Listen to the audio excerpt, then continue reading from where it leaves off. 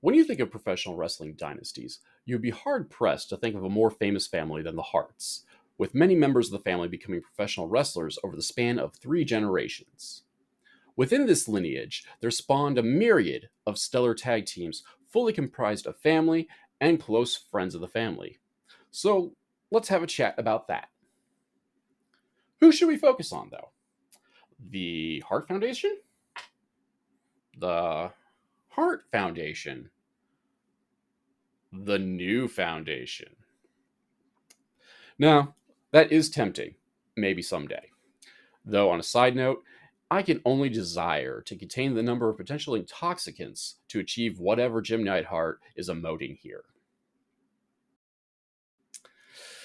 So, we're going to talk about Bad Company. No, not that one. Not that one either. That is a fair assumption, though. Let's talk about this lost tag team. Now, while Brett, Owen, and Kevin went on to achieve success and fame, the other Hart children were also involved in the business, primarily in the Hart's promotion Stampede Wrestling. Most notable of the other children, legend in his own mind, is Bruce, who took over running the territory from his father Stu in 1985. In addition to his booking responsibilities, Bruce was a regular on screen performer. In 1987, Bruce hooked up with a hot up and comer by the name of Brian Pillman. Now, I'm not going to go into too much detail about Pillman, as there are a myriad of biographies available to deep dive if you so desire. Pillman did come to the promotion in October of 1987 and had primarily been used in the tag team division, teaming up with Ben Bassarab or Owen or Keith Hart. However, once Pillman hooked up with Bruce and the duo put on shades and slapped lightning bolts on their tights, magic was to happen. Bad Company rose quickly through the ranks of the Stampede Tag Team division, merging technical wrestling of the Hart Clan and the explosive athleticism of Pillman. We can make jokes about Bruce's ego and possibly leeching off of talent to use his power as booker to get himself over, but there are 3 points to be made. 1. The Harts were over in Calgary. It didn't matter what they did or who they did it to, the crowd was going to eat it up and cheer for the local family. 2. The team was genuinely inciting to watch compared to a lot of the other lumbering tag teams of the 1980s. And 3.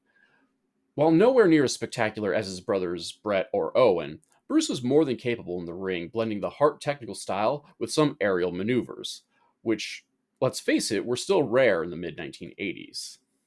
Seriously, though, watch this clothesline. Just got him buzzing. Oh, man! If you aren't going to throw a lariat, do that instead.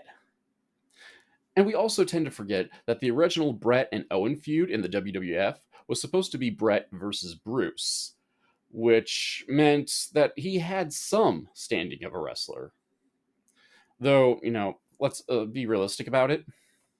I'm not even going to attempt to argue that that feud would be anywhere near as classic as Brett and Owen. Within a month of their formation, Bad Company won the Stampede International Tag Team Championship in a tournament, and then entered a feud with the Cuban Assassin and the Master of Disaster. There's a joke in there, I just haven't thought of a good one yet. Bad Company would hold the titles until October of 1987, after the titles were held up after a match with Jerry Morrow and Makhan Singh. Bad Company would win the titles back in short order and hold them until July of 1988, losing them to Morrow and Singh. Bad Company would engage in a brief feud against Karachi Vice until Pillman briefly left the company in August of 1988, before coming back briefly in 1989 as a singles competitor and leaving again permanently in late 1989. Bad Company would reunite for just one match in 1995 to battle the Funks at the Stu Hart tribute show. So what happened? Despite the team's success, Bad Company was only together for barely 1 calendar year and had only teamed in Stampede Wrestling. It can be argued that while Pillman had the freedom to travel and around the globe to wrestle, at least initially, Bruce did not. Even after the closure of Stampede in 1989, Bruce had attempted to reopen the company a handful of times over the next few years. And let's be realistic. Outside of the hardcore fans, Stampede Wrestling didn't really have the reach that some of its more famous performers had. Coupling this with the rumors that Bruce had inflated self-importance really didn't put Bruce by himself in demand. And despite being a Hart, which ultimately did not carry too much weight in front of the camera, because look what the WWF did with Owen until about 1993. Bruce was not standing out from his peers either. For example, just take a look at this promo. One's going to take him tonight. He's got everything going in his favor tonight. They can keep the rest of those geeks from the Karachi Vice out of there. Every territory had 10 guys who could cut a promo like that, and he lacked the dynamicisms of Pillman, who was already becoming an influential worker in his own right.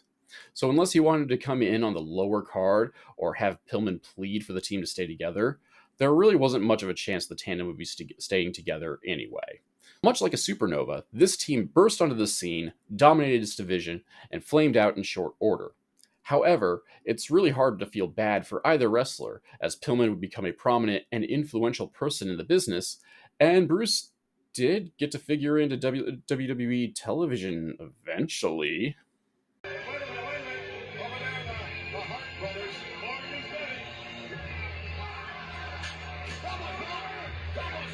So, if you enjoyed this all too brief look at a lost tag team, be sure to hit like, subscribe, slap that notification bell. I also have a weekly podcast called MLW Confusion that drops every Friday on most podcast platforms. And if you'd like to support monetarily and use this to recommend a lost tag team of your own, check out the MLW Confusion Patreon at www.patreon.com/CASSONOVA.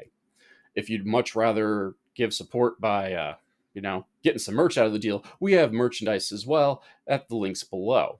Those links, in addition to all the social media, will be in the description pad as well. So, hit a couple arrows and check out what we got going on the Twitters and the Facebooks, etc. So in the meanwhile, thank you all for watching, and I'll see you, whenever we drop the next video.